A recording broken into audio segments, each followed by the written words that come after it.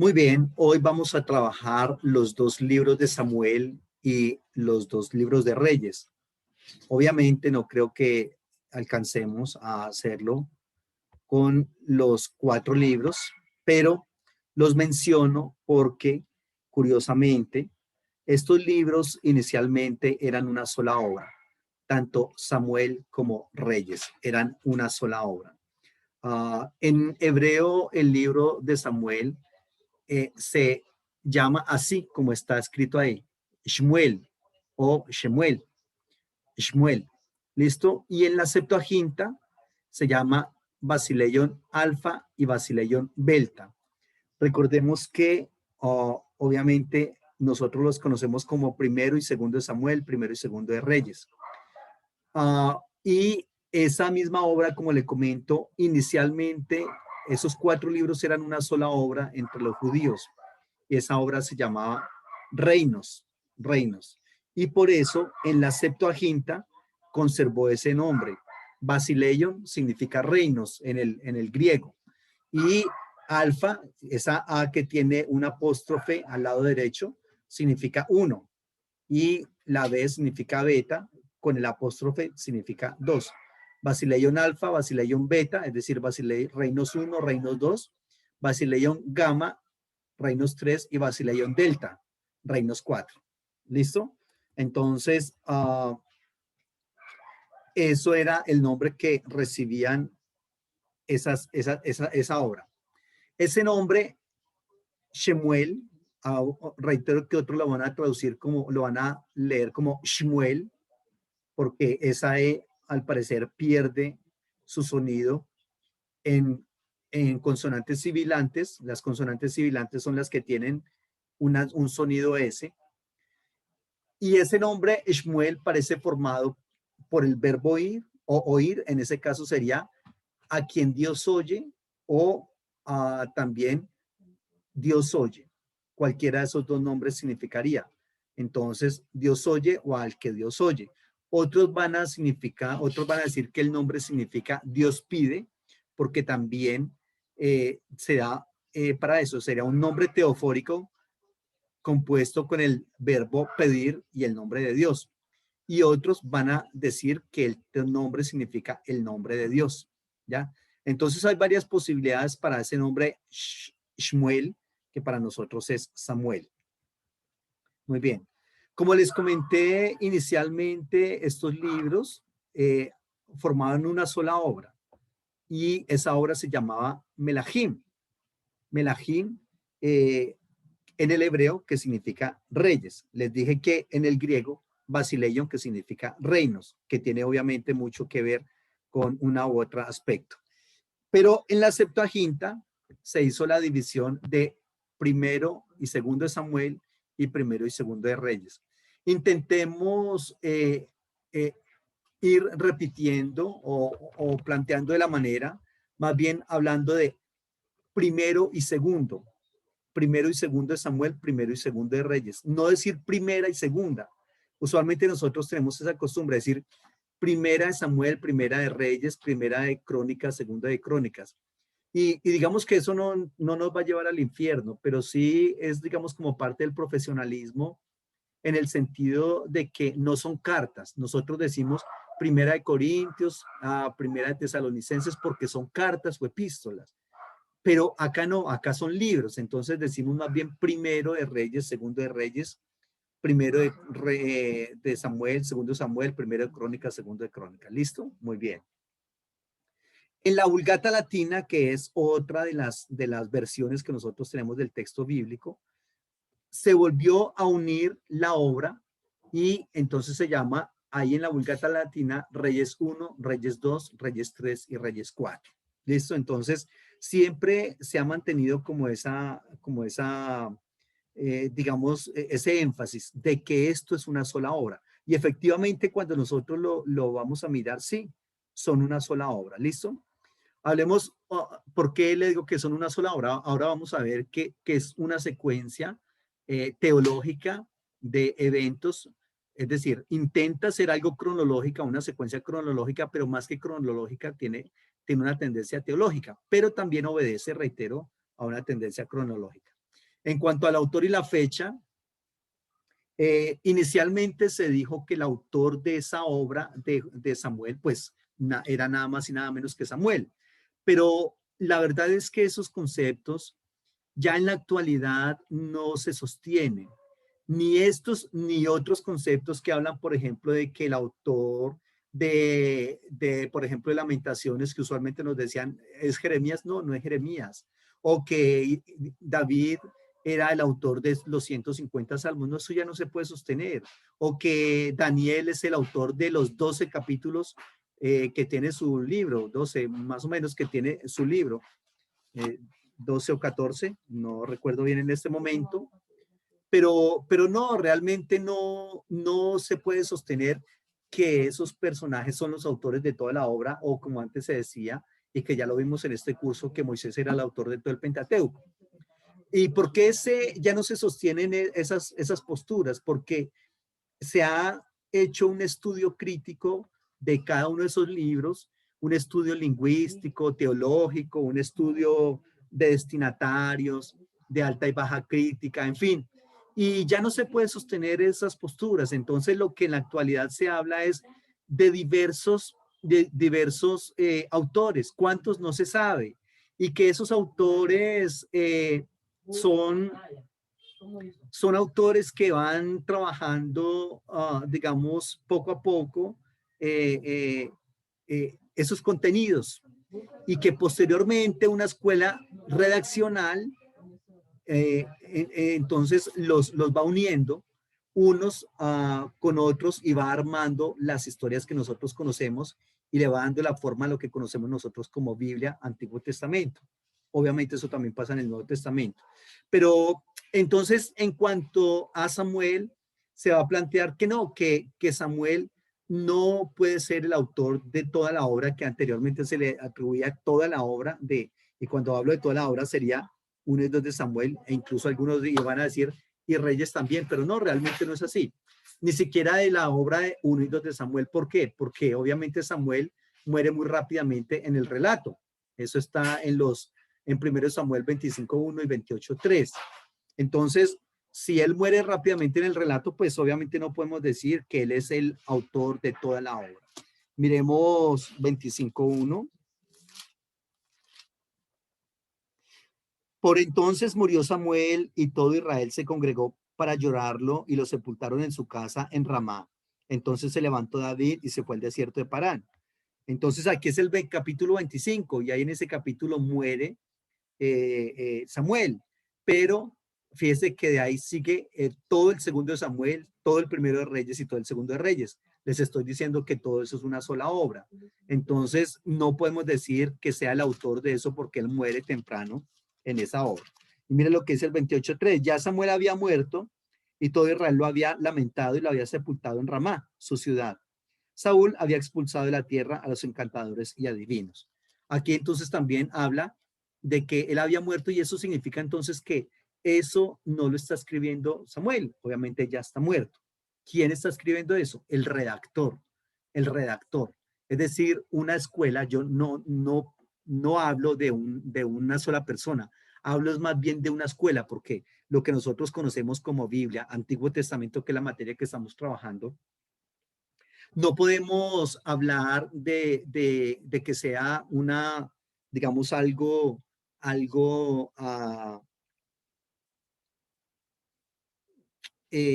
que sea digamos, como un solo autor tratando de compilar todo eso. No, se habla más bien de una escuela de redacción, o también se le conoce con el nombre de redactor. Y ese redactor, fíjese que en la narrativa hay una cosa que se llama un narrador intradiegético, un narrador homodiegético y un narrador extradiegético.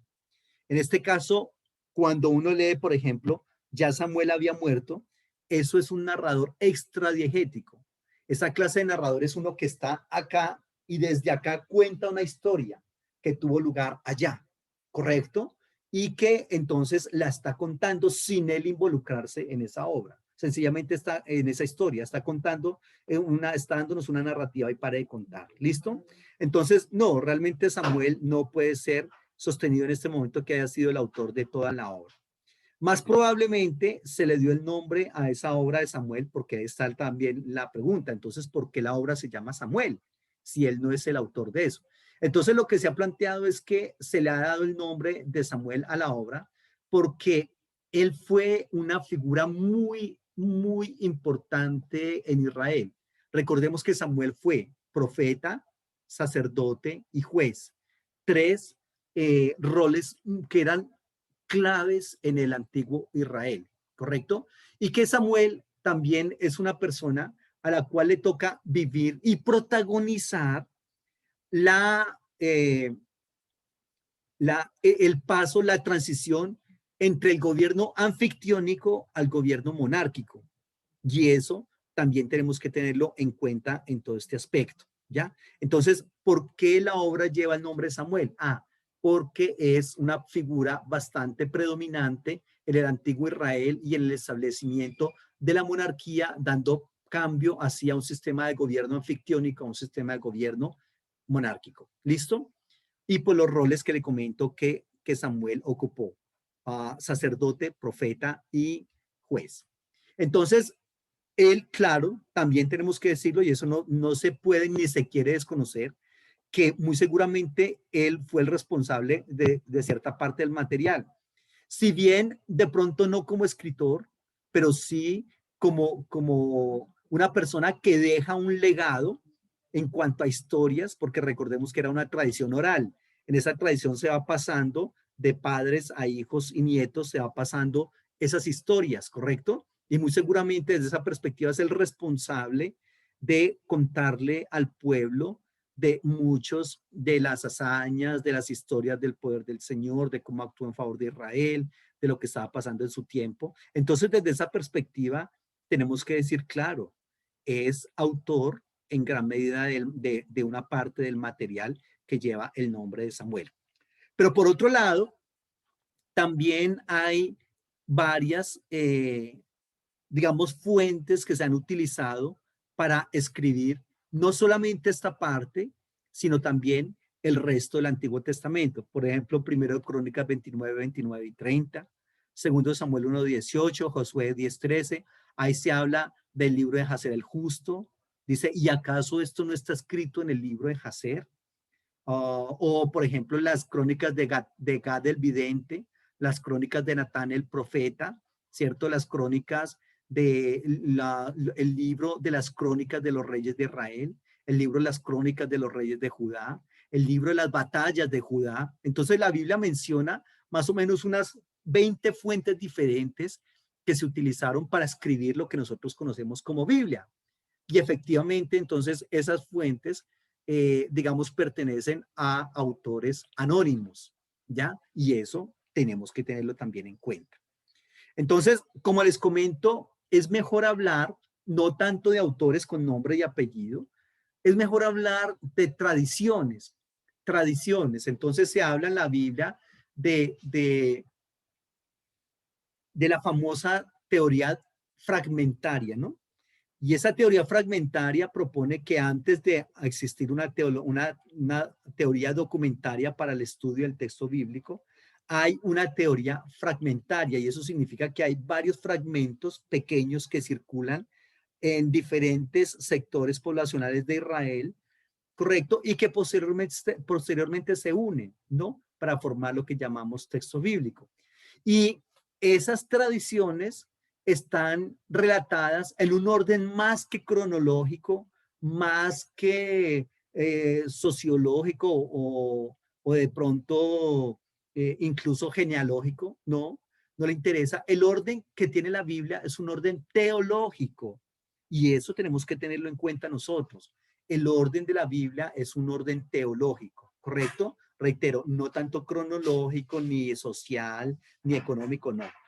Y entre esas tradiciones estaría, por ejemplo, lo que se ha conocido y se le ha bautizado con el nombre de el arca, la tradición del arca, que eso está en 1 Samuel capítulos 4 al capítulo 6, ¿ya? Ahorita vemos algo de eso. Otra tradición sería la historia de Saúl, que obviamente recordemos que Saúl era de la tribu de Benjamín, ¿correcto? Y Entonces, obviamente, la tribu de Benjamín va a conservar muchas de esas traducciones, muchas de esas tradiciones. Y por otro lado, habría otra tradición que se conoce con la tradición de la historia de David. Y esa tradición muy seguramente habría sido escrita por un historiador, por un escriba, por un amanuense, se les llama de diferentes maneras, a personas que están formando parte de la corte davídica, no como cortesanos, pero sí como historiadores. Es decir, cada rey tenía en su corte, digamos, gente que colocaba por escrito lo que estaba pasando en su momento. Eso pasa también incluso en la actualidad. En la actualidad los príncipes, los presidentes tienen sus propios oficinas de prensa y esas oficinas de prensa entonces salen al paso a dar declaraciones, le dicen al presidente qué decir, qué hablar, en fin, una cantidad de situaciones ahí, ¿no? Eso también, eso se daba desde esa época, ¿correcto? Sí. ¿Vas a decir algo, Carolina?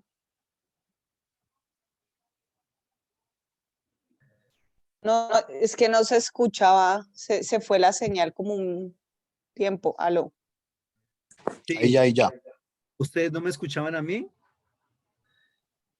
Hace como un minuto se fue. Oh, ¿qué pasaría? Bueno, Ahí ya lo escucho.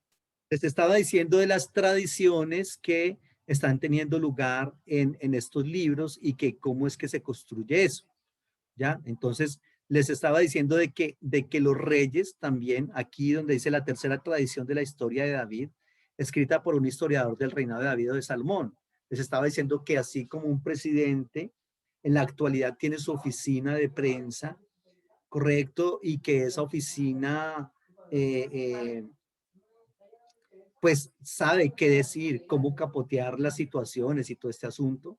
Así también pasaba en esa época. Entonces, por eso los textos que hablan de los reyes David, Salomón y de los reyes contando todas esas grandes hazañas y colocándolos como paradigmáticos personajes y gobernantes, son textos, son escritos que vienen desde esos sectores poblacionales que pertenecen a la hegemonía, a los centros de poder, que pertenecen que son lo que se conoce con el nombre de promonárquicos, es decir, que son partidarios de la monarquía. Pero hay otros textos que van a hablar de estos personajes no de manera tan benevolente, no de manera tan paradigmática. Entonces en esos textos se va a decir, no, un momento, Salomón no fue tan sabio como se pretende decir. No, un momento. David no fue tanto el hombre conforme al corazón de Dios, fue como padre un fracasado.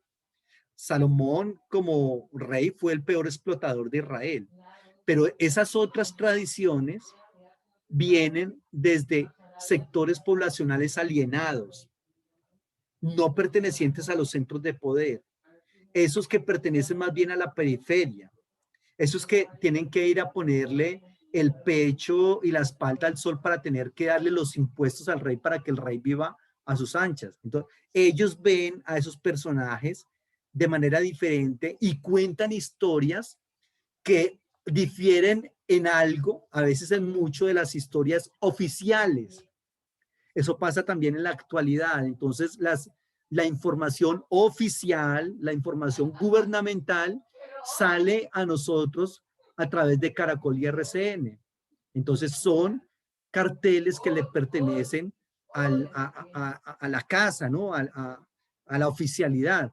Pero para tener, digamos, criterios un poco más realistas, hay que analizar otras fuentes de información como Noticias 1, por ejemplo, ¿ya? Entonces, eso pasa también en la Biblia.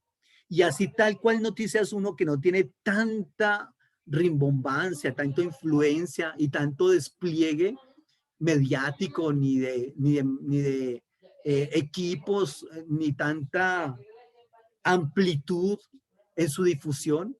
Así también pasaba con estos textos que no venían de los centros de poder, sino de la periferia. Por eso esos textos, por lo general, no son tan conocidos, pero están en el texto bíblico. Porque de dónde yo saco que David no fue tan buen padre de familia, del mismo texto bíblico. ¿Dónde lo podemos conseguir? En las historias, por ejemplo, de que él tuvo 10 mujeres, que tuvo 30 hijos, que entre los hijos de David hubo violaciones, por ejemplo, de Amnón que viola a Tamar, y luego Absalón que mata a su medio hermano por haber violado a su hermana, y luego Absalón que se levanta en el trono, ¿cierto? O que intenta sublevarse y usurpar el trono de su papá. O por otro lado, también cuando David escoge a Salomón como su sucesor y el consejo que le da es, mi hijo, mate a todos sus enemigos políticos. Entonces, fíjese que esos textos, reitero, vienen desde otros sectores donde se dice, bueno, no, al parecer no eran así como tan hombres conforme al corazón del Señor, o por qué es que se habla de ellos, de David, por ejemplo, como el hombre conforme al corazón del Señor, o de Salomón como el hombre sabio por antonomasia. Hay que empezar como a dilucidar todo eso, ¿no? Pero eso es bonito. Entonces alguien diría, perdón, ¿eso significa que la Biblia se está contradiciendo? No, no se contradice, se complementan. Así como ustedes y yo, que tenemos algunos aspectos muy positivos y de pronto si le preguntan a alguien, bueno, ¿y ese profesor Luis Carlos qué? Y da la casualidad que esa persona a la cual se le preguntó, al parecer tiene algo de aprecio por mí y entiende cómo es que, cuál es, digamos, mi postura frente al texto bíblico, frente a la divinidad, etcétera, y otros aspectos y dice, no, excelente, el tipo para qué está bien, pero de pronto otro al que de pronto no le caiga bien o que no haya entendido cuál es mi postura o qué es lo que persigo, dice, no, ese tipo es un fracaso, o sea, yo no sé por qué lo tenían ahí de profesor, ese tipo definitivamente planteaba unas cosas que, ay María, me hacían hasta llorar a mí, que ha pasado muchas veces. Entonces, depende, eso depende de todas esas circunstancias, entonces así mismo se hablará de la gente, eso pasa también en el texto bíblico. Entonces son posturas que reitero son complementarias y son muy interesantes para tenerlas en cuenta en el texto bíblico. ¿Listo? Hay una cuarta tradición en la obra de Samuel que es la sucesión del trono de David y que, como le comento, pertenecería también a un historiador perteneciente a la corte de David. ¿Listo? Muy bien. Y es muy probable que esta obra, cuidado, nosotros tengamos siempre en cuenta que absolutamente ningún texto de la Biblia se escribe simultáneamente con los hechos. Mire que estamos hablando de que más o menos en qué época estuvo vigente Samuel. A ver, ¿se les ocurre a ustedes algo? A ver, piensen un momentico, por favor, y arriesguense a dar una fecha de cuándo estuvo vigente Samuel, más o menos en qué época.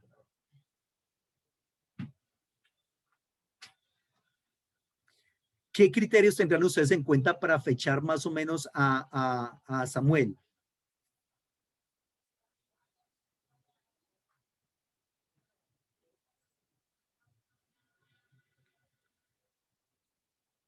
¿Se acuerdan que les estoy diciendo que Samuel fue una persona que hizo esa transición gubernamental entre la anfictionía y la monarquía? Y recordemos que la monarquía estuvo vigente más o menos a partir del 1050 antes de Cristo, pero que este personaje, Samuel, estuvo vigente, digamos, en buena parte del ministerio en el reinado de Saúl y que incluso también ungió a David como el sucesor de Saúl. Eso significa que mínimo 20 años del reinado de Saúl estuvo vigente Samuel. Mínimo eso, ¿cierto? O sea que nosotros podríamos fechar a Samuel ahí en esa fecha. Si le estoy diciendo que la monarquía inició en el 1050, entonces podríamos decir que estuvo vigente más o menos por ahí hasta el 1030.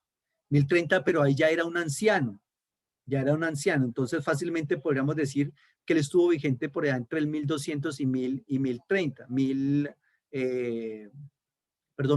y 1030 antes de Cristo, más o menos. Estoy especulando un poquitico en cuanto a las fechas exactas, pero tiene que estar por ahí sí o sí, por lo que les estoy comentando. Entonces, mire que le estoy dando una fecha. Vamos a redondear la fecha, 1050 antes de Cristo. Pero mire lo que le estoy diciendo acá, que probablemente esa obra estuvo ya terminada en el siglo sexto antes de Cristo, es decir, más o menos por allá en el 538, 520. Entonces, fíjese cuánto se llevan de distancia la época en el cual se tienen lo que llamamos y lo que les he comentado del tiempo interno y tiempo externo. El tiempo interno, entonces, como le dije, es más o menos el 1050 y el tiempo externo es el 538 más o menos, 520. Eso significa que entre uno y otro se llevan casi 700 años de diferencia, ¿ya? Entonces, aquí hay que tener siempre en cuenta eso. Olvidémonos nosotros que los relatos bíblicos se están dando y que a esos relatos bíblicos entonces alguien los está colocando por escrito inmediatamente. No, no es así. Hay primero una tradición oral, esa tradición oral luego se coloca por escrito, esos escritos van formando colecciones y esas colecciones van formando libros, los libros que nosotros conocemos hasta terminar en lo que nosotros conocemos como Antiguo Testamento. ¿Listo? Preguntas. Ok, profe. Desde esa perspectiva que les estoy comentando, como son diferentes tradiciones que se amalgaman en un solo contexto, quiero decir, es decir, el texto bíblico, en un solo contexto literario, entonces se encuentran relatos duplicados en varios aspectos. Por ejemplo, el fin de la casa de Elí, recordemos quién es Elí, el sacerdote, papá de Ofni y Finés, recordarán ustedes, ese se cuenta dos veces. Primero Samuel 2, 31 al 36 y primero Samuel 3, del 11 al 14. Hay relatos duplicados también en la unción de Saúl, como rey una vez en privado y dos veces en público. Interesante. Entonces se diría, bueno, ¿y para qué tiene que contarse tres veces eso? Pues sencillamente son, digamos, elementos teológicos que están en una y en otra posición ahí. Por ejemplo, primero Samuel 9:26 al 10:1 o primero Samuel 10 del 17 al 24 o primero Samuel 11:15. Primero Samuel 11:15. Son textos un poco extensos, pero por lo menos leamos el último.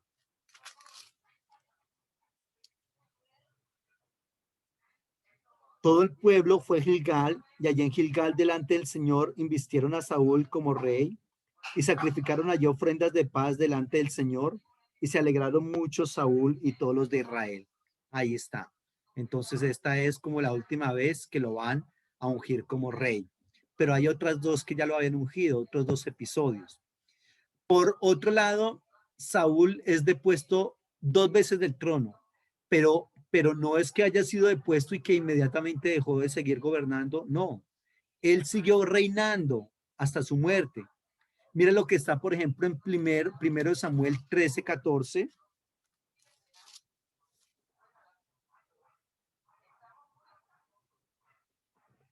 Voy a leer desde el versículo 13, primero Samuel 13:13. Entonces Samuel dijo a Saúl, locamente has actuado. Si hubieras guardado el mandamiento que el Señor tu Dios te había ordenado, el Señor habría confirmado tu reino sobre Israel para siempre. Pero ahora tu reino no será duradero. El Señor se ha buscado un hombre conforme a su corazón, al cual ha designado para que sea príncipe sobre su pueblo, por cuanto tú no has guardado lo que el Señor te mandó. Y no significa que apenas le hayan dado esta noticia, él haya sido depuesto como rey. No, no es así. Él siguió gobernando. Mire lo que dice primero Samuel 15:26 al 29. No volveré contigo porque rechazaste la palabra del Señor y el Señor te ha rechazado para que no seas rey sobre Israel. Respondió Samuel a Saúl. Samuel se volvió para irse, pero él se asió de la punta de su manto y este se desgarró. Entonces Samuel le dijo, el Señor ha desgarrado hoy de ti el reino de Israel y lo ha dado tu prójimo tuyo, mejor que tú.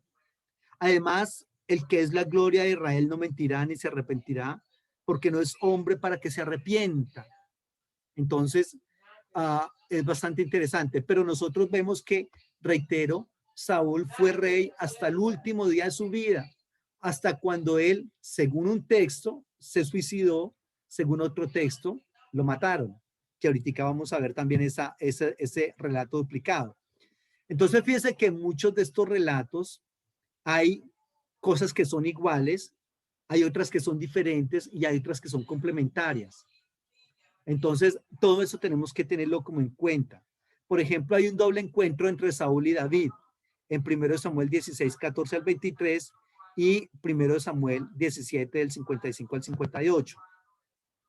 Por otro lado, hay un pacto que se hace entre David y Jonatán. Y ese pacto se menciona 3 veces. En 1 Samuel 18, 3, en 26, 20, 16 al 42 y en 23, 18. Leamos por lo menos uno de esos versículos, por favor. Colabórenme con esos.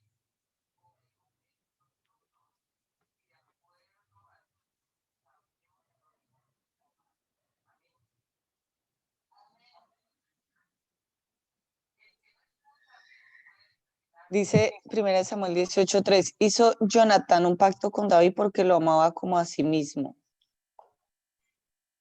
Muy bien. Leamos otros textos, por favor. 26:16. Así hizo Jonatán un pacto con la casa de David, diciendo, demándelo Jehová de manos de los enemigos de David. Y 1 Samuel 20:42. Dice, Jonatán dijo entonces a David, vete en paz porque ambos hemos jurado en nombre de Jehová, diciendo que Jehová está entre tú y yo y entre tu descendencia y mi descendencia para siempre. Se levantó David, se fue y Jonatán volvió a la ciudad. Muy bien.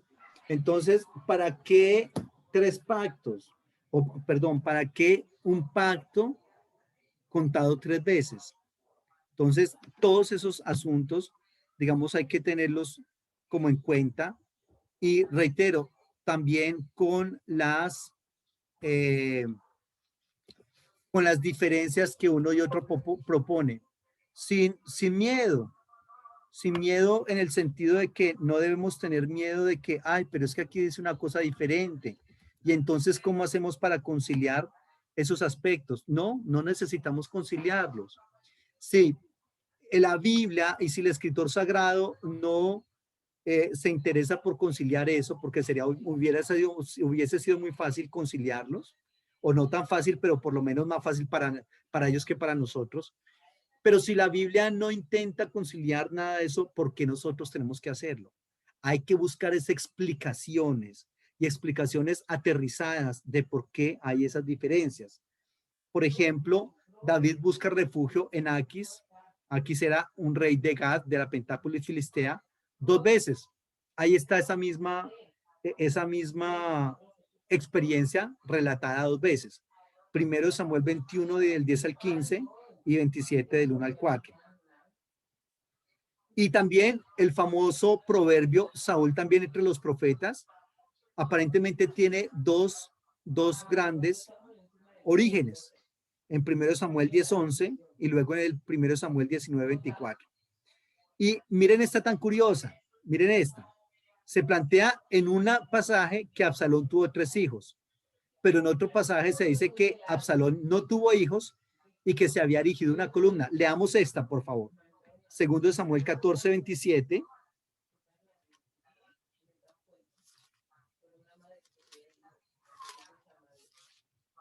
Segundo de Samuel 14:27.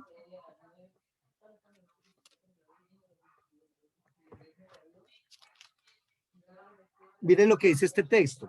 A Absalón le nacieron 3 hijos y una hija que se llamaba Tamar y fue una mujer de hermoso semblante. ¿Quién era el papá de estos 3 hijos? Absalón. ¿Cuántos hijos? 3. Pero mire lo que dice ahora, segundo Samuel 18:18. Si lo tienes, por favor, léelo. Segundo Samuel 18:18.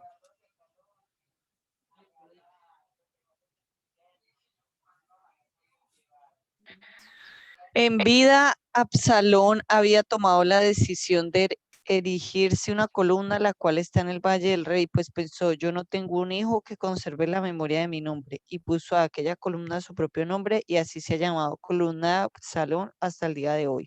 Ahí está, fíjese ese aspecto. Uh, en un texto plantea que él era papá de 3 hijos, 2 hombres y una mujer. Y en este otro texto dice que no, que él no tenía hijos y que dijo, no, pues yo me voy a morir, no hay nadie que me vaya a recordar, pues por lo menos me voy a elegir esta columna, ¿ya? Entonces aquí podríamos dar muchas hipótesis al respecto. Bueno, no, es que la columna fue cuando no había engendrado hijos y después de eso fue que engendró los 3 hijos. Muy válido y respetable. Otros van a decir, no, es que definitivamente alguno de los 2 textos está equivocado, correcto, pero el asunto es que está ahí. Y uno diría, bueno, pero ¿para qué? Si finalmente tuvo 3 hijos, ¿para qué dejar ese texto de la columna ahí? ¿Por qué no quitarlo? Porque ya finalmente tuvo 3 hijos, pero no, ahí está ese texto. Entonces, nosotros no tenemos por qué justificar nada que la Biblia no haya justificado. Por otro lado, el relato de la muerte de Saúl también está duplicado. En 1 Samuel 31:4 y en 2 Samuel 1, del 6 al 10. Y ambos a propósito con diferencias importantes también. Observémoslos y verá. 1 Samuel 31:4, que dice así. Entonces dijo Saúl a su escudero, saca tu espada y traspásame con ella, para que no vengan estos incircuncisos a traspasarme y a burlarse de mí. Y mire lo que dice ahora el 2 Samuel 1, del 6 al 10. Están en la misma página casi. El joven que le daba la noticia respondió, casualmente fui al monte Gilboa y hallé a Saúl que se apoyaba sobre su lanza y tras él venían carros y gente de a caballo. Se volvió y al verme me llamó y yo respondí, heme aquí. Y me preguntó, ¿quién eres tú? Yo le respondí, soy Amalecita. Luego me dijo, te ruego que te acerques y me mates, porque se ha apoderado de mí la angustia, pues aún sigo vivo. Yo entonces me acerqué y lo maté, porque sabía que no podía vivir después de su caída. Tomé la corona que llevaba sobre su cabeza y el brazalete que tenía en sus brazos y se lo he traído aquí a mi señor. Entonces, aquí hay unos asuntos. En el primer texto que leímos, dice que él le pidió a su escudero que sacara la espada y que lo matara. ¿Listo? Porque él sabía cuáles eran esos vejámenes que le hacían a los reyes. Y en el segundo libro de Samuel dice que él se había lanzado sobre su espada. Hallé a Saúl que se apoyaba, sobre su lanza. Entonces, esto fue como un suicidio, pero fue un suicidio fallido. Todavía está vivo el rey y él le pide el favor entonces a una persona que no es su escudero, según lo había planteado en el 1 Samuel 31, que dice que era su escudero. Aquí en este otro no es su escudero. Es una persona que no conoce y le pregunta quién es usted y de dónde es usted. Y entonces ese otro señor no tiene reparo en matar al ungido del Señor. ¿Ya? Fíjese que son relatos de un mismo evento, pero relatos diferentes. Y ambos están en la misma obra que se llama Samuel. Reitero, ¿qué tenemos que hacer nosotros? Pues sencillamente comentarlos tal cual están así. En un relato dice esto y esto y esto, y en otro dice esto y otro, y lo demás allá. Eso pasa también cuando se habla aparentemente de lo que están los famosos evangelios sinópticos, Mateo, Marcos y Lucas, y que uno dice que eran 4,000, el otro 5,000, en uno dice que eran 2 y en el otro 10, en uno dice que ABC, en fin, y que entonces finalmente ¿cuáles? Son historias diferentes. Alguien dice sí, son diferentes, otros dicen no, son la misma, sino que sencillamente la tradición contaba con ciertos datos diferentes. En fin, muy bien. Hablemos un poquitico de la división de los libros. Del capítulo 1 al capítulo 7, versículo 17, está la historia de Elí y Samuel. Ahorita vamos a contar algo más de eso, solamente las voy a mencionar por ahora. Del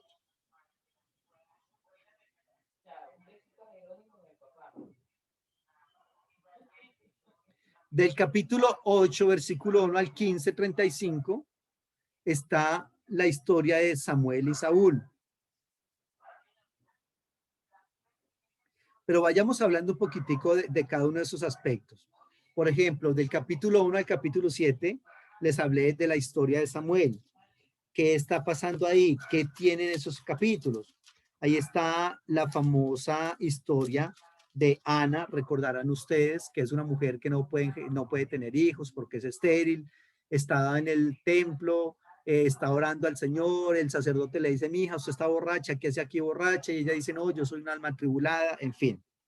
Luego, entonces, nace Samuel, ella lo lleva al templo y canta un cántico en el capítulo 2, en fin.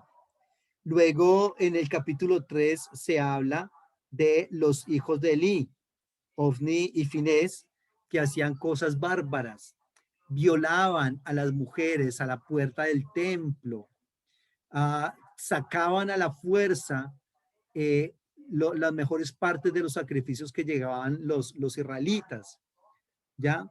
Entonces, el joven Samuel, que ha sido dejado por Ana en el templo, viene a ser reemplazo de estos otros personajes. Eso es lo que se plantea en el capítulo 2. En el capítulo 3 hay un desenlace, 3 y 4 y 5, hay un desenlace bastante lamentable de la familia de Elí. El arca es tomada por los filisteos, Elí es un hombre ya muy viejo, cuando recibe la noticia se cae y se esnuca, los hijos son muertos en la batalla, la esposa de uno de ellos está teniendo un hijo y muere. No, eso definitivamente es una cosa bastante lamentable ahí en todo ese aspecto. ¿Ya? Muy bien. Eso es lo que está pasando.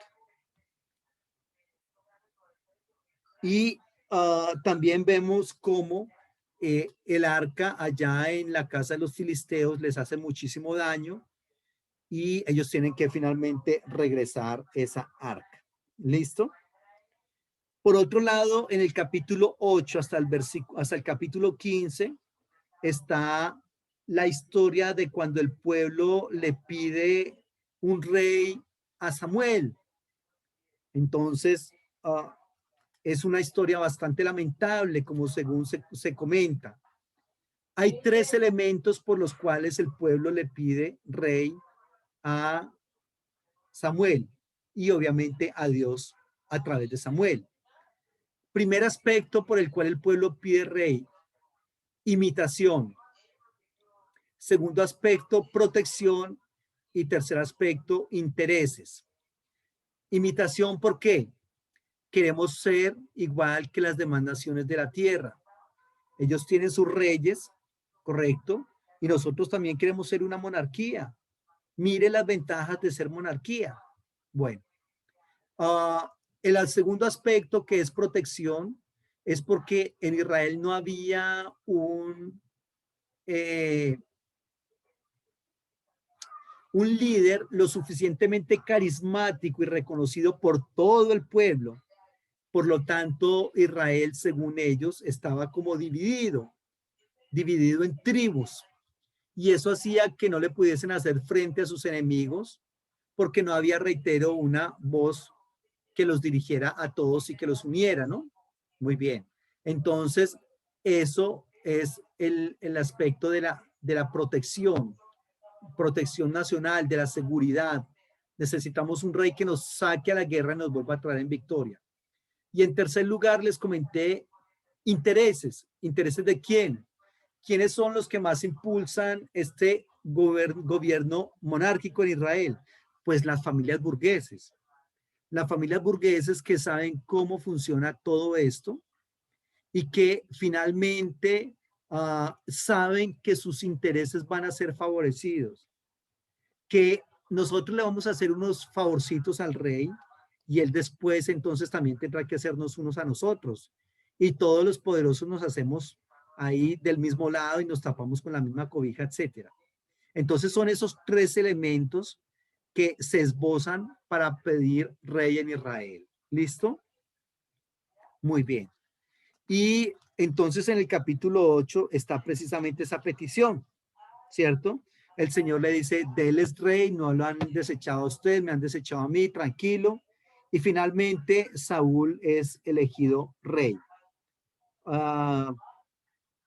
Recordemos nosotros el episodio que se cuenta en el capítulo 9. Saúl está en busca de unas asnas que se han perdido de su papá. Va a la casa de Samuel para que Samuel le diga dónde están esas asnas. Samuel es un vidente en ese momento y entonces ahí se conocen y lo unge como rey y claro, le dice también tranquilo que las asnas ya aparecieron. ¿Listo? Entonces ese es el aspecto. Algo muy interesante que quiero resaltar acá, más bien como una enseñanza para nosotros, es la actitud de Saúl. ¿Qué fue lo que llevó a Saúl al fracaso en su gobierno monárquico? Fue una baja autoestima. Saúl tenía la autoestima por el piso y qué peligro es eso. ¿Qué peligro es eso? Y eso se evidencia en textos como el 21. Mire lo que dice el 9:21, por favor, alguien que lo lea. 9:21.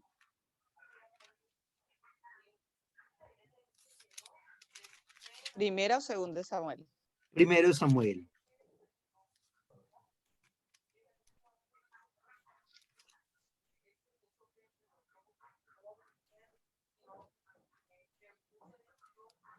Primero Samuel 9:21.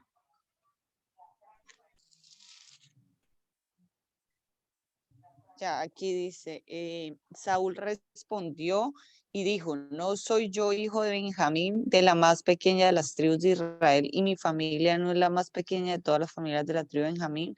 ¿Por qué pues me has dicho cosa semejante?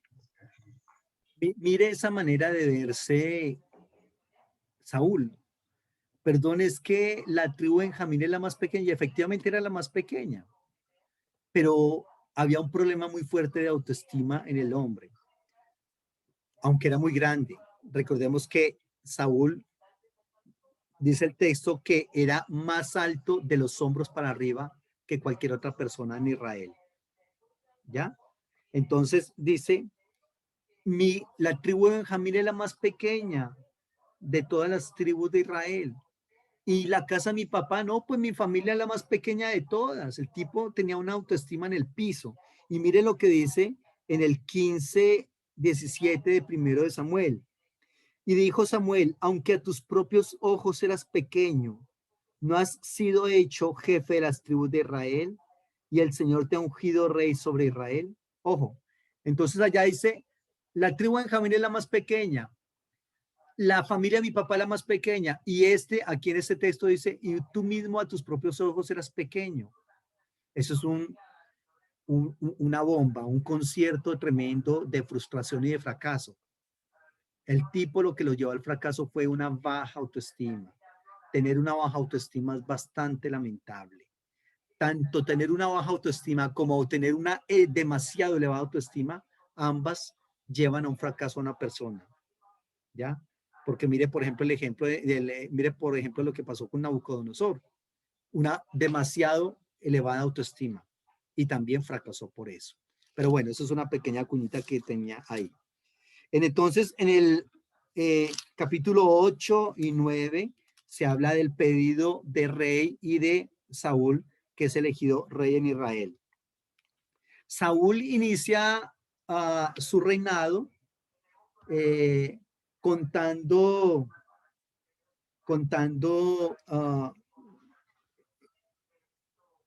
adicionando cada vez más victorias militares. Era un buen estratega militar Saúl. Empezó peleando contra los enemigos y destruyéndolos. Ahí está, por ejemplo, en el capítulo 11, cuando Saúl derrota a los amonitas. ya, y bueno, entonces Saúl empieza muy bien, ¿correcto? Contra los filisteos en el capítulo 13, contra los filisteos. Pero ya en el capítulo 15, Saúl es desechado por no cumplir las órdenes del Señor. Entonces es desechado y desobedece y es desechado. ¿Qué fue lo que hizo acá? Dice que, mire lo que dice en el 15:8. Capturó vivo a Agag, rey de Amalek, y a todo el pueblo, lo mató a filo de espada. Pero Saúl y el pueblo perdonaron a Agag y a lo mejor de las ovejas y del ganado mayor, de los animales engordados, de los carneros y de todo lo bueno, y no lo quisieron destruir, pero destruyeron todo lo que era vil y despreciable. Entonces, este personaje le perdona la vida a este otro Agag. Pero quiero comentarles algo muy fuerte. ¿Por qué cuando el Señor le dice a una persona, sencillamente mátenlo, acaben con todo, quémenlo todo, incluyendo el rey Agag? Y Saúl no lo quiso matar. El texto habla de que después Samuel, eh, después Samuel lo mata al rey Agag, pero al parecer no fue inmediatamente, sino que el rey Agag, después de ese episodio, él al parecer engendra un hijo. ¿Y sabe qué pasa? ¿Sabe quién es el descendiente familiar de este personaje Agag del que le estoy contando? ¿Sabe quién es el descendiente enemigo de Israel a morir que lo quiere destruir? El famoso Amán del libro de Esther. Ese personaje de allá es familia descendiente de este de acá. Mire lo que dice el libro de Esther.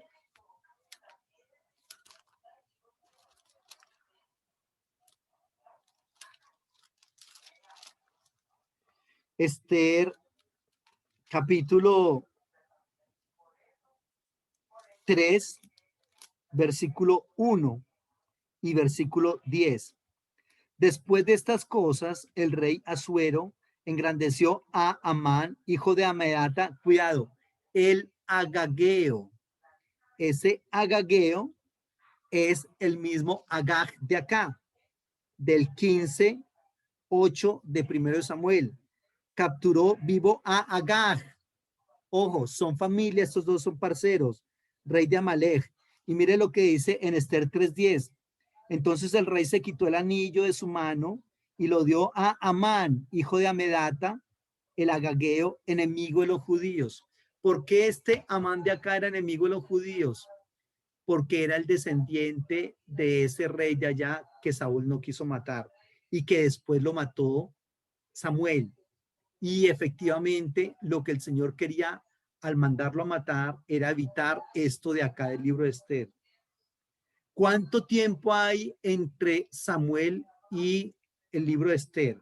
Mire, le digo, Esther más o menos está por allá en el 520, 515, Esther. Y habíamos dicho que Samuel está en el 1050. ¿Cuánto más o menos es eso? Son más de 500 años. Fíjese, las consecuencias de una decisión se vienen a sentir después de 500 años. Bien interesante ese aspecto. Viene a mi mente también un asunto con, ¿se acuerdan ustedes un rey que se llamaba Ezequías? Ezequías, que fue uno de los mejores Sí, pero reyes. Sí. Sí, cuéntame. no, profe, le estaba confirmando que sí sabía quién era. Manasés fue uno de los principales reyes, uno de los reyes de Israel. Manasés gobernó 50 años, más o menos. Y Manasés fue uno de los peores reyes de Israel. Pero ¿sabe quién era el hijo, el papá de Manasés? ¿Recuerdan ustedes ese personaje que le pidió al Señor 15 años más de vida? ¿Quién fue?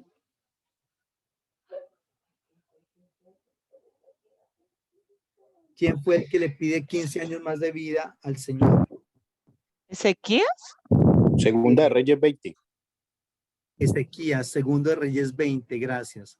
Fíjese, en esos 15 años que le da más de vida al Señor a Ezequías, él engendra a Manasés. Y luego Manasés viene a ser el peor rey de Israel. Fíjese, si hubiese dado, si hubiese, digamos, si hubiesen dado las cosas tal cual el Señor las tenía planeadas, no habría nacido Manasés y no habría sido 50 años el peor rey de Israel.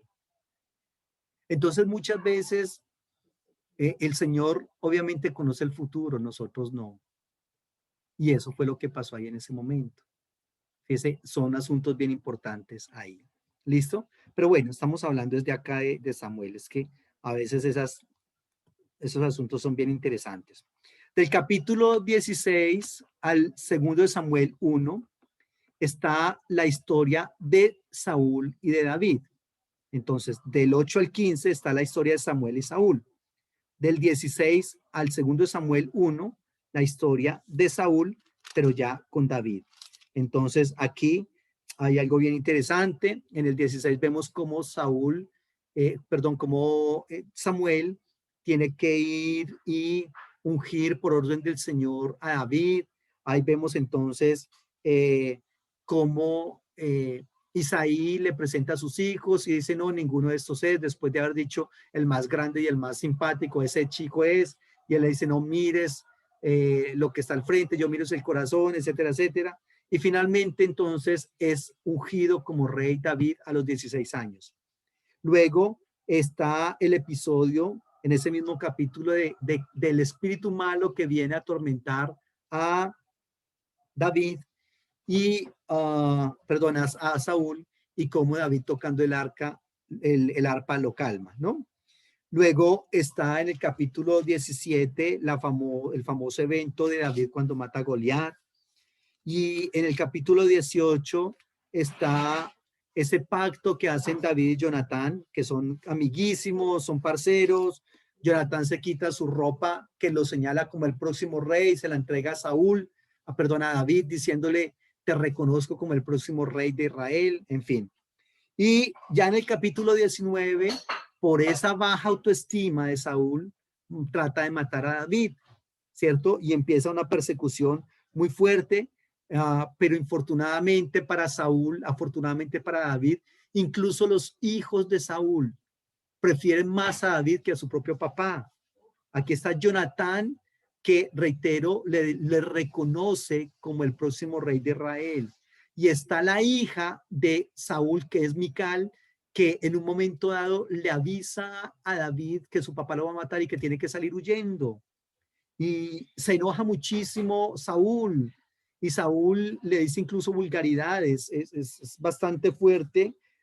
Por ejemplo, en el capítulo 20, versículo 30, entonces se incendió la ira de Saúl contra Jonatán y le dijo, hijo de la perversa y rebelde. Esto literalmente lo que significa es hijo de prostituta. Bueno, la palabra que ya sabemos, eso se la plantea ahí en este pasaje. ¿Listo? Eso es el capítulo 20. Y ya en el 21 se muestra, 21 y 22, se muestra cómo David empieza a huir, tratando de preservar su vida de las manos de Saúl, ¿correcto? En ese proceso está en el capítulo 22 el asesinato de los sacerdotes de Not, que le dicen a Saúl que David está allá y que esos sacerdotes de ese lugar lo han ayudado. Y entonces él va y mata a toda esa gente o los manda a matar. ¿Listo? Y entonces David está ahí vagando en el desierto, está, digamos, como es un forajido. Esto que les voy a decir me costó alguna vez un regaño en la universidad, pero es así. David fue un guerrillero. Antes de ser un rey, después de haber entrado al servicio de Saúl y tener que salir huyendo de Saúl, David es un guerrillero, un forajido, que se levanta en armas contra Saúl y tal cual como cualquier guerrillero le está pidiendo una vacuna a Naval. Y Naval, tal cual como ciudadano de bien, le dice, yo por qué le voy a dar vacuna a este tipo, ¿cómo se le ocurre? Pero literalmente era así.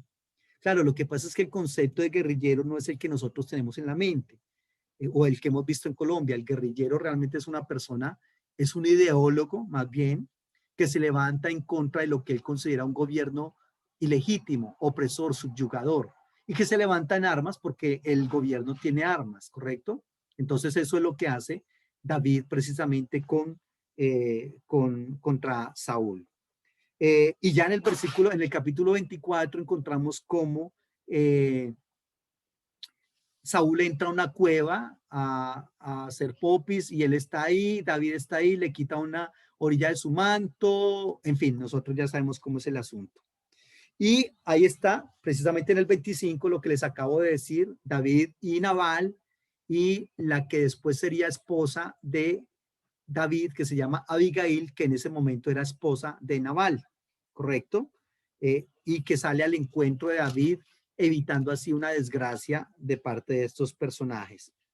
Muy bien, otra vez en el versículo 26, David le perdona la vida a Saúl, y en el capítulo 27, en el 26 le perdona la vida a Saúl, y en el 27 David tiene que ir a morar entre los filisteos, que son los archienemigos de Israel, pero que en un momento dado tiene que irse a vivir allá David, y se alquila como una especie de mercenario, ¿no? Que está ahí en los ejércitos de los filisteos, pero hasta cierto momento, cuando ya los filisteos van a pelear contra Israel, y entonces le dicen a David, no, cuidado, que este tipo no vaya porque en medio de la guerra se nos devuelve y nos mata a nosotros. ¿Listo? Eso es lo que está pasando ahí. Y ya en el capítulo 31 nos cuenta de la muerte de Saúl y la muerte de sus hijos. Eso es, digamos, lo que está pasando en este tercer aspecto del capítulo 16 hasta el terminar. Hasta la historia de Saúl y David en 2 Samuel 1. Muy bien. Preguntas hasta el momento. Profe, yo tengo una pregunta. Lo que ellos usaban, lo del el urín y el tumim, ¿usted me puede explicar un poquito de eso, del urín y el tumim? Sí, bueno, la verdad es que no hay mucho, digamos, que pueda identificarnos eso. Urín y tumim son dos piedrecitas, al parecer una blanca y una negra, que se pretendía que el Señor, a partir de ese sistema, Se cayó, profe, no lo escucho. no sé qué está Que se pasando. cayó. Ya, ahorita lo escucho, ya. Ya. Urín y tumim es un sistema a partir del cual Dios da respuestas a Israel. Son dos piedritas que al parecer una es de color blanco y una de color negro, ¿ya? Pero es un sistema que da respuesta, digamos, solamente en la posibilidad de sí o no. Es decir, por ejemplo, un rey en Israel le decía al sacerdote, ¿es posible o Dios quiere que vayamos a la guerra? Entonces, si saca una de un color es sí, si saca otra de un color es no. Entonces, reitero, es para preguntas cuya respuesta debería ser sí o no.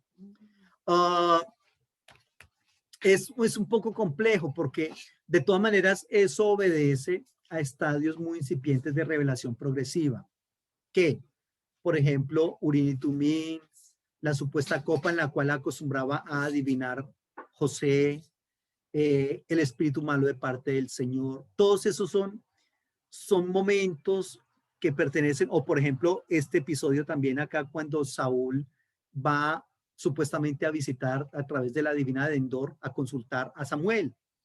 Todos esos son episodios que corresponden a estadios muy incipientes de revelación progresiva, en la cual se conoce muy poco del Señor y se considera que el Señor actúa de esa manera y efectivamente el Señor sí actúa de esa manera, pero que no se queda ahí, sino que va ampliando, ¿correcto? Digamos, su espectro teológico en la manera en que Él se relaciona o se comunica con su pueblo. Entonces, ese Urim y Tumim tiene, digamos, como vigencia solamente en un momento, en cierto momento teológico y cronológico de Israel. Posteriormente ya no. No sé si responden a algo esta respuesta a la pregunta que tú haces. Sí, sí, ya lo de la revelación progresiva incipiente me da respuesta. Sí, es básicamente eso, porque podríamos decir, y bueno, y en la actualidad Que no porque podemos... sería como si echara suerte, ¿no? Es correcto, literalmente, literalmente. Y no debemos preocuparnos nosotros, digamos, de eso, ni tratar de justificarlo. ¿Por qué? Digamos que una persona no, si se queda ahí en esos episodios, no está entendiendo el concepto de revelación progresiva. ¿Qué nos corresponde a nosotros decir frente a eso? Ah, pero es que Dios, mire cómo se manifestaba. O es lo mismo lo que está pasando con Jonás. ¿Se acuerda que dice que echaron suertes y la suerte cayó sobre Jonás? Entonces uno no puede intentar decir, no, a ver, no, espere. No, eso debe haber algo ahí, porque no, eso de las suertes, eso es imposible. No, totalmente posible. Totalmente posible. Lo que pasa es que, reitero, es un Dios poco conocido. Es un Dios que poco a poco se va conociendo qué es lo que él quiere, qué es lo que le gusta, cómo actúa, pero en ese proceso pues obviamente hay muchos caminos, ¿correcto? Caminos que posteriormente se van enderezando y que algunas prácticas van quedando en el pasado. Pero, perdón, o sea que sí echaban suertes, sí echaban suertes.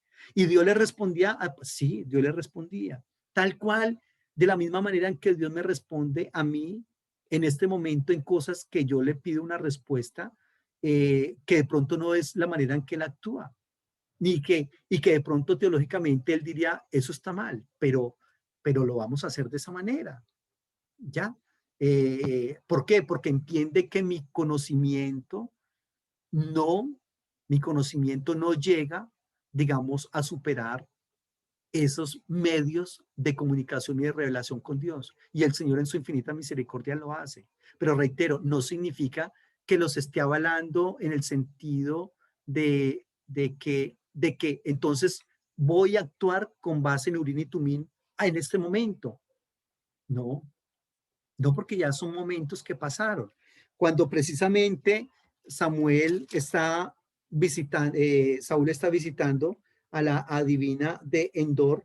Recordemos que ese texto habla, habla precisamente de que el Señor hablaba precisamente de esas maneras. ¿Se acuerdan ustedes ese pasaje? A ver, miremoslo un momento. Donde está Saúl intentando acá en el capítulo 28. Mire lo que dice, 28 versículo 3 en adelante. Ya Samuel había muerto y todo Israel lo había lamentado y lo había sepultado en Ramá, su ciudad. Saúl había expulsado de la tierra a los encantadores y adivinos. Se reunieron pues los filisteos y vinieron a acampar en Sunem, mientras Saúl reunió a todo Israel y acampó en Gilboa. Cuando Saúl vio el campamento de los filisteos, tuvo miedo y se turbó sobremanera su corazón. Consultó Saúl al Señor, pero el Señor no le respondía. Ojo, mire de lo que dice acá. No le respondía ni por sueños, ni por el Urim ni Tumim, ni por el Urim, ni por los profetas. Entonces Saúl dijo a sus criados, búsquenme a una mujer que tenga espíritu de adivinación. Y en ese momento, o sea, había algunas maneras que menciona acá por las cuales el Señor hablaba. Urim, sueños, profetas, y aquí habla también a través de una adivina. Perdón, y efectivamente fue David, que esa es una de las preguntas interesantes que hace la gente siempre. ¿Fue Samuel el que se aparece ahí en ese evento? Sí, fue Samuel. Pero, o sea que lo hizo venir la bruja, la adivina esta? No, no lo hizo venir. Ella misma se exalta, se sobresalta cuando se da cuenta que viene. Ella no lo hizo venir. Samuel aparece por obra del Señor. Esto es un milagro que el Señor hace ahí. ¿Ya? Pero perdón, entonces a partir de ese milagro podemos decir nosotros que Dios está avalando a los medium y podemos tomar ese pasaje para decir que sí, efectivamente hay gente que se puede comunicar con la gente del más allá o del más acá y que ellos pueden venir. No, sencillamente eso obedece a un estadio muy incipiente de revelación progresiva en un momento bastante álgido de Israel, en la cual el rey sabe que está en juego algo muy importante que es el futuro del pueblo escogido y le echa mano a lo que tiene. Y en ese caso, eso es lo que tiene. Una adivina y entonces Dios quiere comunicarle lo que está pasando y se lo comunica de esa manera, utilizando una adivina. Sí es Samuel el que viene, ¿ya? Pero a partir de ahí entonces, reitero, yo puedo decir, no, los muertos sí regresan. Mire, ahí está en el texto bíblico. No, es un milagro, es un caso aislado, es un evento específico que no se puede generalizar, ni mucho menos se puede elevar a doctrina o a teología, ¿ya? A doctrina en el sentido de que tenemos una doctrina, la doctrina de la comunicación de los muertos basada en el texto de Samuel, capítulo 28. No, no es así, no podemos hacerlo. ¿Sí me hago entender? Y eso funciona, reitero, para las suertes. Por ejemplo, mire lo que dice, recuerdan que veíamos hace unos días la, la, la historia de Josué. ¿Y qué pasó con esa historia de Josué? Sencillamente dice que repartieron por suertes, echaron suertes para repartir la tierra prometida. Literal. Ahí yo no puedo decir otra cosa. Sí es suerte, si el hebreo dice que eran suertes. Como jugando dados, como jugando, qué sé yo, alguno de esos juegos de azar. Pero ahí yo no puedo decir entonces que definitivamente eso pasó así. O que voy a tomar, digamos, eso como algo para mi actualidad. Y para que cada vez entonces que quiera que me hable, entonces voy y hago algo similar para que Dios me hable. Ya no. ¿Sí? Muy bien. Ya, Profe, le iba a preguntar algo, cuando estamos en Mateo, ¿cierto? O sea, que habla, creo que es Mateo. Bueno, cuando ya estamos en el Nuevo Testamento, donde ya dice eh, que también echaron suertes para escoger el discípulo que reemplazaría a Judas, allí es una suerte diferente, ¿cierto? no creo mucho, pero la verdad me tocaría mirar Pues igual, el término en el griego ya y mirar qué incluye. ¿Ese qué texto es? creo que está, no, está en Hechos 1. Sí, Hechos capítulo 1, claro. ¿Uno qué? Ya le digo. A ver, lo estoy buscando. Ese es Hechos 1.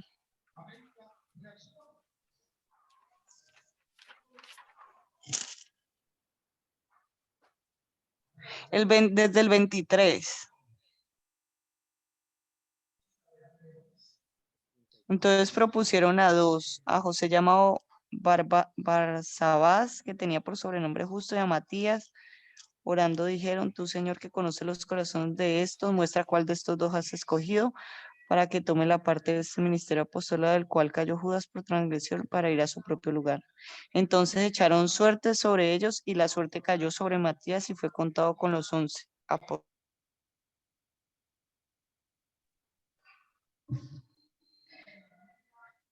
Hechos 1:26. Ajá.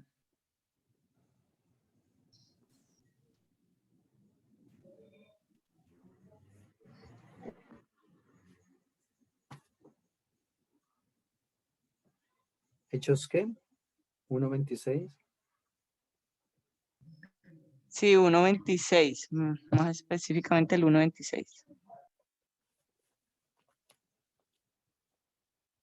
Permíteme que acá tengo un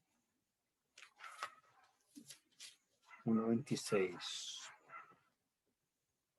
El término está ahí, dice, kai educan clíros otis kai efesen o clíros epi matian kai sugaketisen metaton endeca apostolon. O el término para suertes es cleros. Y cleros significa, el sentido básico de cleros es suerte, la que se echa. Estoy leyendo un diccionario, este diccionario que se llama Compendio del Diccionario Teológico del Nuevo Testamento.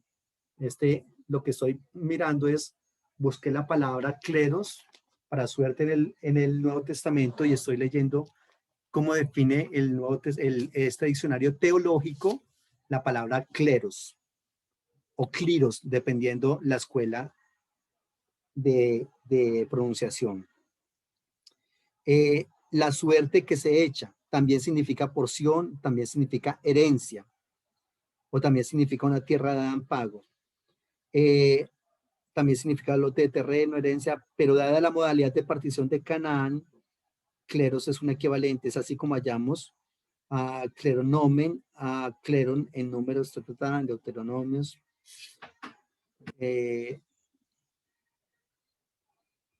Nunca se dice que la tierra como todo sea un clero de Israel. Clero se puede usar en plural, pero cleroría no, pero en viceversa, cuando se dice que el país entero es dado en suerte, el sentido probable es que se da para ser repartido, asignación, garantizar legitimidad de la posesión.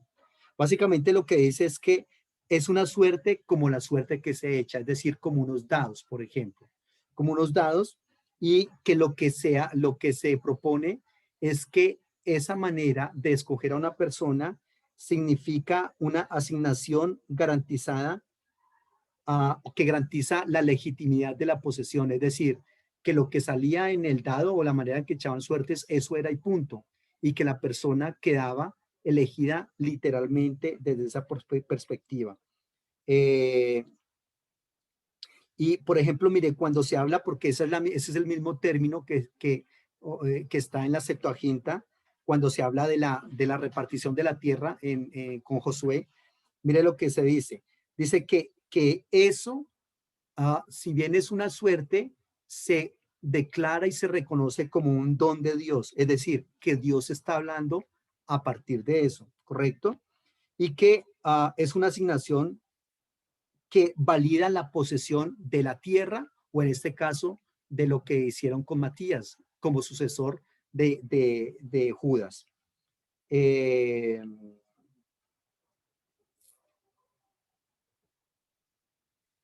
Y que también tiene que ver con destino también, es decir, eso era lo que le correspondía, es decir, como que a través de ese término se está destinando, se está dando cumplimiento al destino de una cosa, en el caso de la tierra para Israel, o de una persona, en el caso de este personaje del libro de los Hechos, o también incluso de una nación, de un individuo.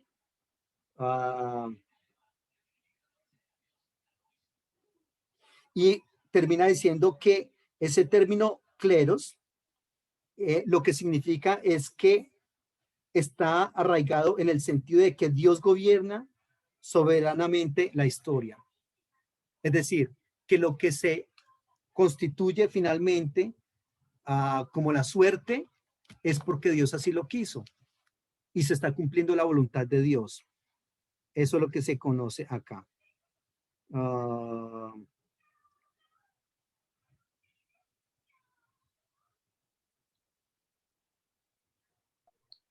También se podría decir como ahorita que muchos dicen, bueno, si voy a tal lugar y me va bien, entonces es porque Dios, es la voluntad de Dios que yo haga tal cosa, o que es una manera también como de echar suerte, ¿no? No sé, ¿por qué lo tomarías desde Tanto esa porque, perspectiva? pues no sé, es porque es como que, como si lo tirara, bueno, sí, no es tanto porque tirara algo de azar, sino que es como que O sea, como que no hay, es como que dicen, bueno, hago tal cosa y si esto sale, o sea, si me va bien, entonces, como, no sé, como poner su confianza y depositar su vida en lo que suceda, ¿no? En lo que, no sé si se ha contado también como una suerte, no sé. Pues tiene que ver más, es como de eso, de tirar un dado o tirar algo. Pero ahí ya habría que ver, digamos, de manera muy particular, si efectivamente eso es lo que se está planteando. Digamos que, bueno, voy y si nos va bien es porque la voluntad del Señor, que podría decirse sí o podría decirse no. No siempre uno y no siempre lo otro. Sería, Ujú. eso me parece que es algo como muy subjetivo. Viene a mi mente en este momento, ¿recuerdan ustedes este señor Hudson Taylor? Que fue, si no más estoy mal con el nombre, que fue el primer misionero que fue a la China y que llegó y 7 hijos murieron, cada año moría un hijo y nada que se le convertía a una persona. Se le convirtió en una persona como después de los 7, 8 años, en fin. Es una historia muy tremenda, real, que tuvo lugar en las misiones. Entonces, desde Wow. esa perspectiva se podría decir, no, pero es que mire, o sea, ¿cómo va a decir que es de Dios si se le mueren todos los hijos y la esposa? Pero a partir de ahí nació lo que el Señor le había dicho a Pablo, no vaya allá al Asia. Le tocó a este señor. Después de tanto tiempo, y finalmente hay una obra ya que es una iglesia creciente en la China, pero fue bastante fuerte y el comienzo fue muy, muy difícil. Entonces, pero fue la voluntad del Señor que fuera él allá, ¿ya?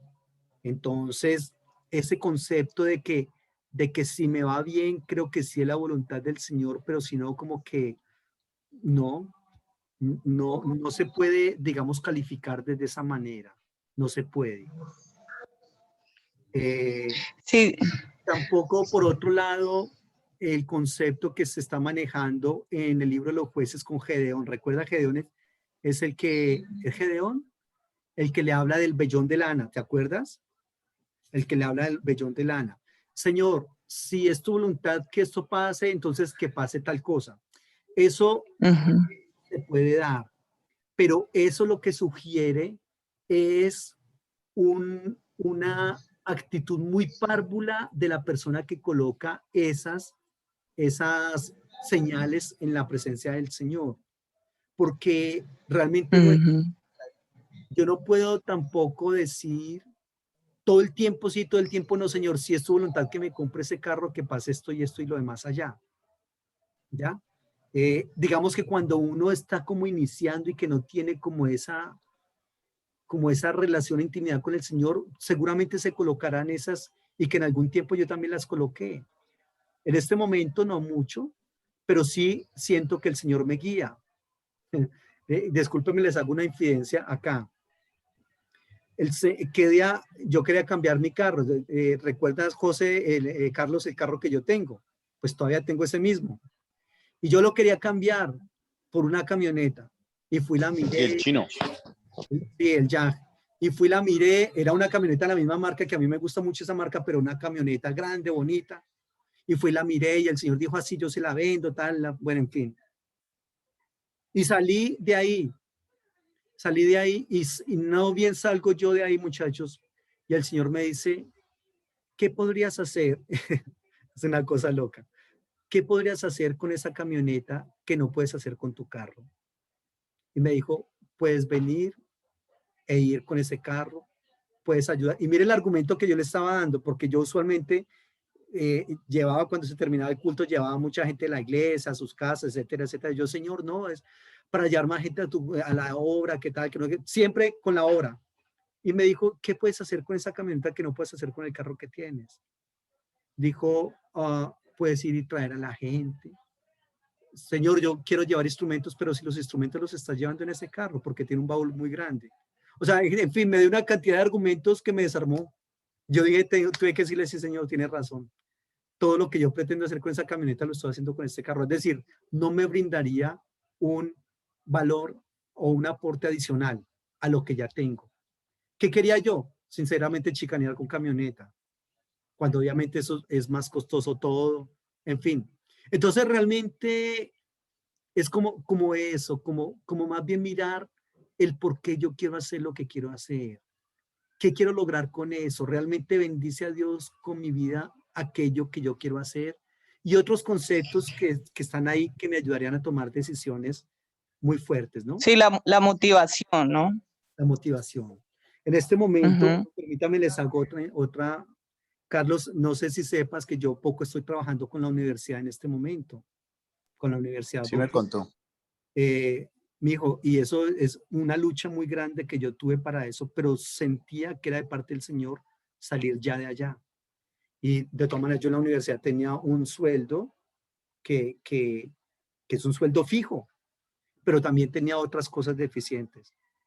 Y el Señor me fue llevando y me fue llevando y yo no quería, pero hasta que me dijo, no, sal de allá y monta algo tuyo.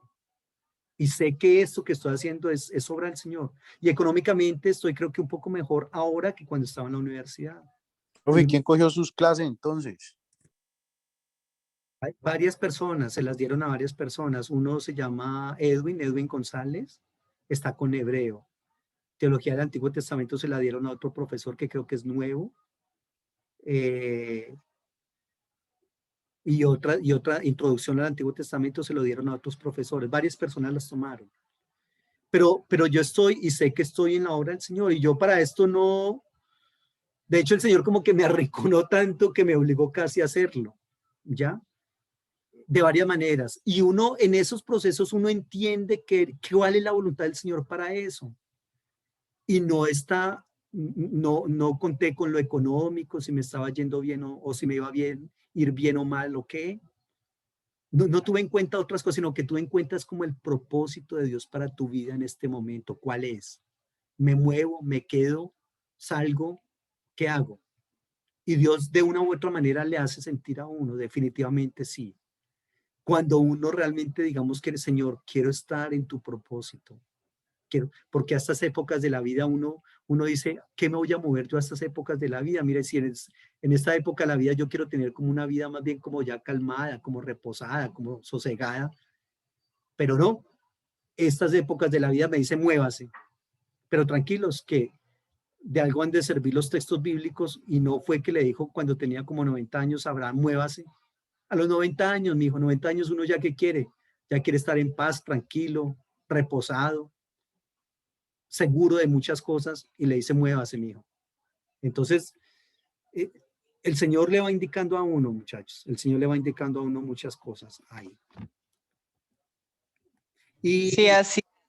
Profe, eso exactamente dijo lo que era. Es que exactamente, o sea, es cuando la persona inicia pidiendo señales, es que es diferente a lo del azar, ¿no? sí, sí, Pero sí. sí me dice, De una u otra manera el Señor te lo hace sí, sentir. O sea, si estamos en el propósito del Señor y queremos seguir en ese propósito y le decimos, Señor, quiero hacer tu voluntad. No quiero estrellarme, Señor. Para ya, ¿qué más estrellarme? Como me ha pasado a mí, que me he estrellado en esta vida más de una ocasión. Le digo, Señor, no quiero estrellarme en esto. Ahora, por otro lado, tampoco quiero salir en rebeldía, ni quiero eh, que la gente diga, uy, mírelo, uy, pero hizo esto, hizo lo otro, salió, en fin, no. Hubo otros profesores que lo sacaron. Yo no tuve que esperar a que me dijeran, ni tampoco me iban a decir, porque sé que ha sido fuerte para la universidad también. Y yo no quería que llegara el momento en que me dijera, chao, hasta luego. Uh, no pasó. Salí, creo que en uno de los mejores momentos de mi carrera ya. Y eso está bien, porque mire que eso es otra cosa. Alguien diría, pero si me está yendo bien, ¿para qué me voy a salir? Mucho bobo. Pero es justamente en ese momento que por qué uno no salir de un lugar cuando está, digamos, como en un buen momento y salir con puertas abiertas y salir que la gente le diga, qué lástima que te vas y no que digan, uff, siquiera se fue. Son cosas para analizar ahí, ¿no? sí, así es, profe. Cada caso es cada caso es tremendamente, eh, tremendamente particular, único, y cada uno sabrá. Pero el Señor que se lo hace sentir y se lo muestra, total. Estoy 100% seguro que sí, lo hace y lo seguirá haciendo. Sobre todo tener paz, ¿no? Señor, tengo paz en lo que estoy haciendo, estoy feliz, estoy contento, porque el Señor, bien dice el texto, las cuerdas me han caído en lugares deleitosos y es hermosa la heredad que me ha tocado. Entonces, eso también es un buen síntoma. Tengo paz, estoy en tranquilidad, estoy con el Señor, como que la cosa como que funciona aquí en mi espíritu, independientemente, reitero, de lo económico, de lo social, de lo, qué sé yo, de lo laboral, en fin, no sé. Esas son otras cosas para medir ahí. Pero bueno, continuamos con este libro, con estos libros de Samuel y luego con los libros de Reyes. ¿Listo? Entonces,